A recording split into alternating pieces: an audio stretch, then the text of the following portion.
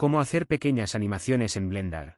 Vamos a hacer rotar un objeto sobre su mismo eje de forma infinita o continua. Ponemos todos los ejes de rotación en 0 a excepción del eje, y que lo voy a poner en -90. Clic derecho y pulsa en Insertar Keyframe, luego en Rotación. Activamos la grabación automática, luego desplazamos el marcador de la línea de tiempo, y después ponemos 360 grados. Desplegamos, y seleccionamos Graph Editor. Desplegamos, y seleccionamos Z-Angular Rotation. Seleccionamos los keyframe. Clic derecho, ponemos el cursor encima Interpolation Mode, y pulsamos en Linear. Nuevamente seleccionamos Z-Angular Rotation. En el panel de la derecha pulsamos en Maada Fallars, desplegamos Add Maada Fallars, y luego en Cycles. En After Mode, cambiamos de Repeat Motion a Repeat with Offset.